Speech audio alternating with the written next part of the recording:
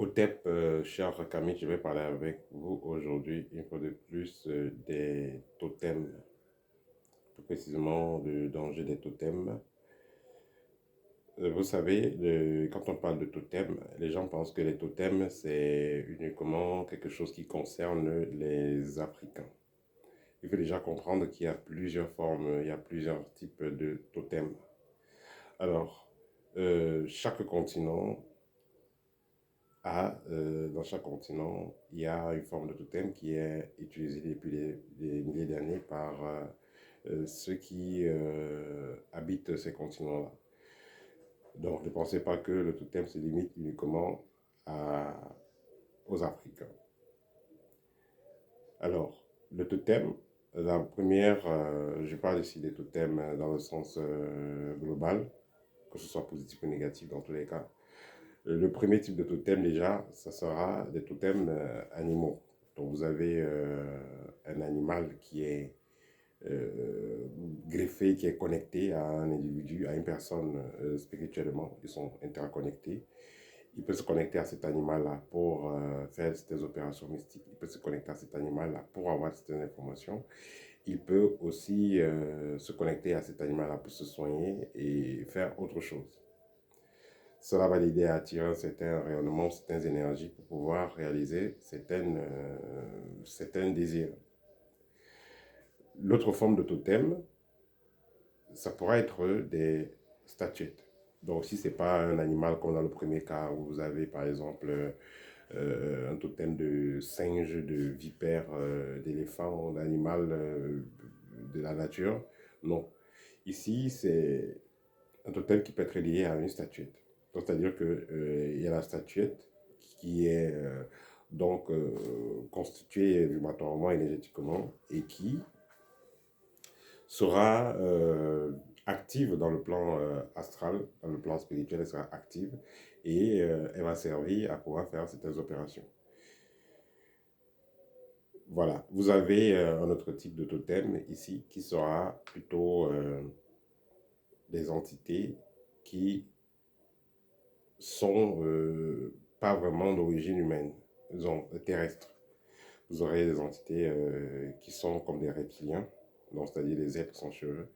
C'est un type de totem que vous allez retrouver généralement dans les loges. C'est-à-dire vous entrez dans une loge, on vous a donné un esprit qui va vous aider à faire certaines opérations, certains travaux, qui va vous conférer certaines protections. C'est la même chose que vous avez dans les totems. Donc, celui qui est en Afrique, qui fait sa sorcellerie dans son village, il a son totem de singe ou de vipère. Il y a l'autre là-bas qui est en France, en Suisse. Il est dans sa loge XY. Lui aussi, il a son esprit avec lequel il travaille. Donc, c'est presque la même chose. Vous avez ici donc, des personnes qui ont des entités qui les permettent de se doubler en fait, qui les permettent de remonter le niveau d'énergie rapidement, faire certaines opérations mystiques assez rapidement, expériences hors du corps et autres. Ce sont les entités que ces personnes ont eu à prendre pour pouvoir faciliter leurs opérations mystiques. Cependant, ces entités-là vont avoir des caprices auxquels devrait donc répondre celui qui a fait l'engagement de prendre ces entités-là. Il y aura des caprices, il y aura des obligations et vous devez répondre à ces obligations-là. Alors, comment est-ce que certaines personnes gèrent souvent leur totem? Dans le passé, on disait souvent, vous avez souvent suivi, on parlait des personnes qui avaient des totems, qui gardaient les totems dans les villages et autres. Cependant, il y a des personnes qui vont garder leur totem dans les corps humains. Il y a des gens qui vont garder le totem chez eux, qui ont un totem, voilà, il a une entité, il a un truc en lui, on dit souvent, il a la sorcellerie dans le corps. Voilà, c'est une entité également que la personne a dans le corps. Voilà, il y a des personnes qui vont avoir dans des entités qui sont greffées directement à leur corps énergétique. Il y aura des personnes qui vont plutôt conserver le totem ou la sorcellerie là, ils vont conserver ça dans le corps d'autres personnes. Ils peuvent garder ça dans le corps de leur enfant, de leur femme ou de leurs parents. Vous verrez parfois Certains enfants, on va dire que c'est les enfants européens, on passe sur un enfant mongol par exemple. Vous avez un enfant ici qui a des déformations, peut-être les mains, peut-être les pieds ou tout le corps. L'enfant a peut-être 50 ans, mais il est comme s'il avait il a la taille d'un enfant de 5 mois, donc de 5 ans. Il ne grandit pas et tout. Il y a des enfants qui sont comme ça parce que leurs corps sont utilisés. Donc, ils sont comme des totems vivants. Il y a des esprits qui passent dans ces enfants-là. Ce sont des portails. Ils sont là, des enfants, mais ce sont des portails. Vous aurez également des cas pareils, que ce soit en Afrique, que ce soit en Europe, dans beaucoup de pays, vous aurez des cas comme ça. Donc, des enfants qu'on va trouver avec certains défauts. Or, ces défauts-là sont liés aux alliances que les parents ont eu à faire avant que ces enfants ne naissent. Vous aurez des enfants dans des familles qui auront constamment certains problèmes. Parce qu'il y a des enfants qui peuvent avoir certaines paralysies, certaines anomalies, mais aussi des enfants qui vont être normaux. L'enfant est normal, mais parfois l'enfant tombe, il a comme un moment de folie, il est gravement à l'hôpital, il est ABD urgemment à l'hôpital, autant pour moi. Et après, il est guéri, donc il y a toujours des choses bizarres qui se passent, parce que justement cet enfant-là, il porte quelque chose en lui. Certains hommes qui font de pareilles choses avec leurs femmes, parce qu'il y a des femmes aussi qui vont être avec des hommes, et ces hommes-là vont garder en ces femmes-là leur sorcellerie, leur totem, leurs entités. Et cette femme-là, elle aura certains interdits que l'on va donner, mais cette femme-là, à la base, elle est d'accord de porter la chose de son homme. L'homme lui a dit, bon voilà, je peux t'acheter une voiture, je vais te donner ceci, je vais te donner cela, je vais te mettre à l'aise, mais il faut que tu portes ça. Si tu es d'accord de porter, je vais te donner tout ce que tu veux. Et tenez-vous bien, ça ne se passe pas qu'en Afrique. Hein. Moi, j'ai vu des personnes, et peut-être vous aussi vous avez suivi des cas comme ça, où un homme est une femme a rencontré un homme, une femme vue en Afrique, elle a rencontré un homme d'une autre, voilà, d'une autre race, d'une autre couleur de peau, et ils décident de se mettre ensemble. Mais avant qu'ils ne se marient, l'homme lui dit, bon voilà, voilà ce que je fais, voilà, c'est comme ça que je fais pour que mes choses marchent. Si tu es d'accord de porter, je vais te mettre ça dans le corps et je vais te donner tout ce que tu veux. Voilà, donc ce sont des cas qui sont réels. Alors, et ces femmes-là qui vont donc faire accepter de porter les choses de leurs hommes, il arrive parfois que ces femmes-là, euh, hormis porter la chose de son homme, qu'elles soient obligées de contribuer de façon directe. C'est-à-dire que cet homme-là a gardé sa chose dans la femme, mais il pourra parfois lui demander de, voilà, d'aller coucher avec l'autre personne. Il peut demander à cette femme d'aller coucher avec l'autre personne. Il peut demander à cette femme-là de, voilà, de lui donner certaines choses qui viennent de son corps à un certain moment donné. Il a beaucoup de choses qu'il pourra faire avec cette femme-là et qui ne seront pas vraiment normales. Mais il faut comprendre qu'à la base, cette femme-là aurait accepté. Parce que cela pourrait vous surprendre. Il y a des femmes qui sont prêtes à qui acceptent de l'impensable, hein, pourvu qu'elles ont du matériel. Et c'est triste. Alors, qu'est-ce que cet totem-là pousse souvent ces porteurs-là? Quels sont parmi les caprices de cet totem-là? Qu'est-ce que vous pouvez souvent noter? Il y a par exemple des déviances sexuelles. Parfois, quand vous voyez une personne qui fait une déviance sexuelle, vous pensez que bon, il y a un bouton qui a sauté dans la tête de la personne ou bien euh, c'est un pervers. Non.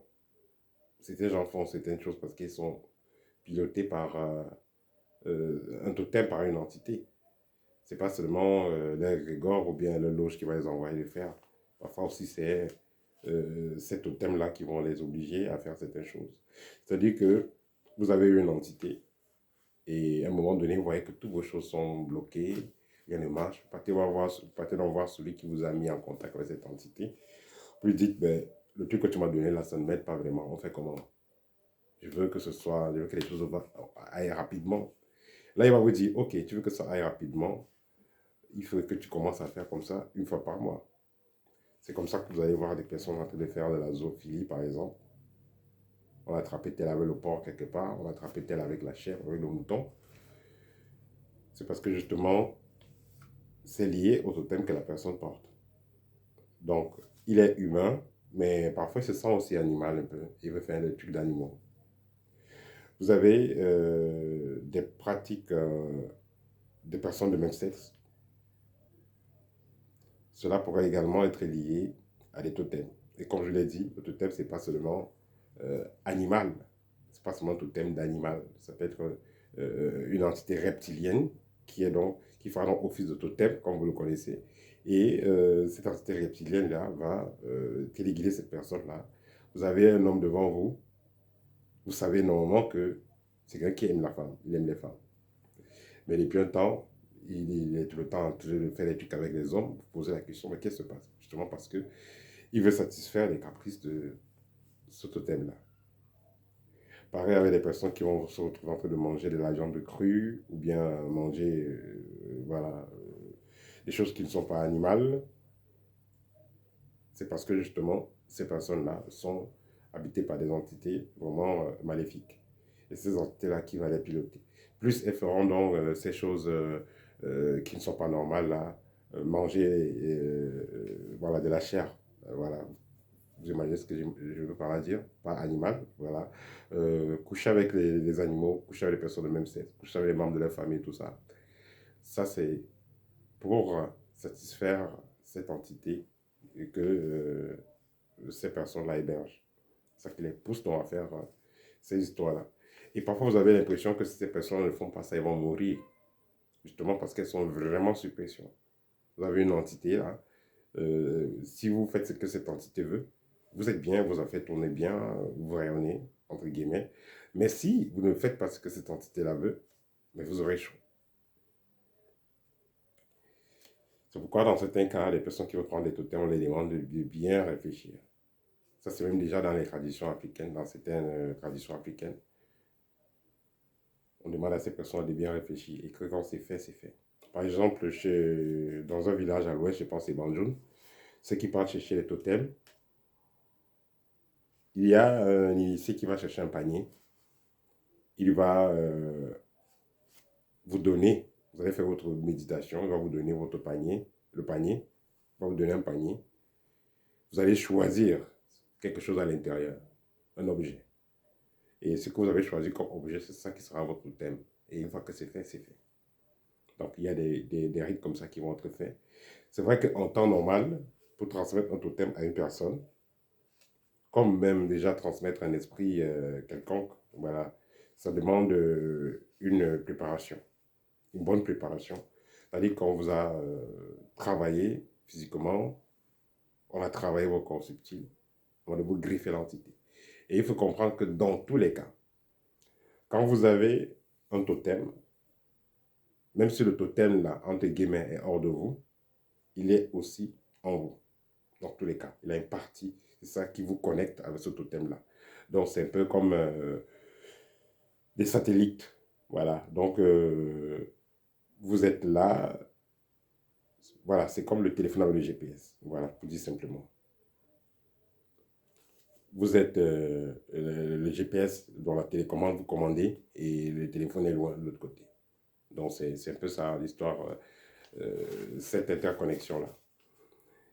Ce qui fait que certains sorciers qui décident d'héberger leur totem dans le corps de leur partenaire ou d'un de leurs enfants ou bien de quelqu'un d'autre, ils sont connectés étroitement avec cette personne. Et tout ce que cette personne essaiera de faire, celui qui a mis le totem le saura. Alors, qu'est-ce qu'il faut donc faire pour se débarrasser de cet totem-là?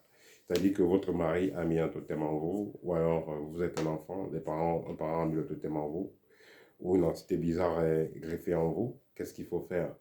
Certains gens vont prendre des méthodes telles que, voilà, vous avez l'huile, voilà, vous prenez de l'huile rouge, vous mettez avec du miel, vous mettez du citron, vous allez mélanger dans de l'eau, vous allez boire. Ces gens vont faire des méthodes comme ça va les aider. mais généralement c'est périodique. Si vous avez pris des méthodes comme ça, vous êtes purgé et tout, il y avait quelque chose dans le corps, c'est parti, généralement ça revient. Pourquoi est-ce que ça revient? Ça revient parce que vous êtes toujours connecté avec cette personne-là. Il a mis le truc en vous, vous avez réussi à enlever, mais cette personne va vous recontacter pour essayer de remettre à nouveau. Donc, c'est pourquoi j'avais mis sur pied cette formation de libération spirituelle et de reprogrammation 888 parce que j'ai constaté que beaucoup de gens avaient ce problème. Vous êtes possédé, vous avez une entité qui vous perturbe depuis longtemps dans le corps. Vous allez de ganga en ganga, vous réussissez quand même à enlever, mais ça réussit toujours par revenir. Pourquoi ça réussit par revenir? Pourquoi ça réussit à revenir autant pour moi? Ça réussit à revenir parce que celui qui vous a aidé, voilà le processus que vous avez pris, c'était juste pour le faire sortir, pour dégager. Mais il fallait apprendre un nouveau processus, comment faire en sorte que ça ne revienne plus. La personne qui vous a aidé à faire sortir cela devrait aussi vous aider à comprendre quelles sont les failles, comment est-ce que cette entité a réussi à être insérée en vous, comment est-ce que cette personne a réussi à faire cela. Et une fois que vous avez compris comment est-ce que la personne a réussi à le faire et comment faire en sorte que ça ne revienne plus, alors vous serez épargné de cela. Généralement, comment est-ce que les gens reçoivent ce type d'entité? Vous pouvez le recevoir. La façon la plus simple que les gens reçoivent les totems, c'est ce type de totem-là. C'est-à-dire, on a mis l'entité en vous pour vous contrôler, pour vous utiliser. Généralement, c'est par des repas de nuit ou même par des repas physiques. Vous êtes avec une personne dans une cérémonie et elle vous donne la demi-cola, elle vous donne des milliers de bananes, demi un fruit quelconque, elle vous donne des milliers, elle dit bon, il faut qu'on partage. Voilà, vous prenez, alors qu'on a pu vous mettre quelque chose dans le corps. Vous pouvez partager une bouteille d'eau ou une bouteille de bière et après vous retrouverez quelque chose dans le corps. Vous pouvez manger à table avec une personne mal intentionnée, après vous vous retrouvez avec quelque chose dans le corps. Vous pouvez aller quelque part, vous avez pris une chaise qui était préparée pour vous et voilà, on vous a chargé, on vous a mis l'entité dans le corps. Donc il y a plusieurs méthodes que le sorcier va utiliser. Et physiquement, vous pouvez ressentir, si vous êtes en train de dormir par exemple, et la vibration est basse, l'aura est faible, vous pouvez ressentir comme s'il y a quelque chose qui essaie d'entrer au niveau de la périnée. Donc, pour vous insérer ça par la périnée. On peut vous insérer les entités négatives aussi par les plantes de pied. Quand la périnée, quand ça ne peut... Si vous travaillez déjà sur vos chakras, normalement, ils vont passer donc par les plantes de pied. Ils peuvent passer par la périnée. Ils peuvent passer aussi par la voie anale pour vous transférer des entités négatives, des entités totémiques. Et quand vous essayez donc de vous en débarrasser, cette personne-là qui a mis cela se connecte à vous à nouveau et essaie encore de venir remettre et revient encore pour remettre. C'est pourquoi quand vous vous en débarrassez, je l'ai dit et je le répète, il faudra apprendre à verrouiller les portes afin que cette personne ne vienne pas plus à nouveau insérer ces entités-là. Voilà, donc si vous avez un pareil problème qui vous terrasse depuis très longtemps, contactez l'école et nous allons faire le nécessaire pour que la situation soit réglée une fois pour toutes.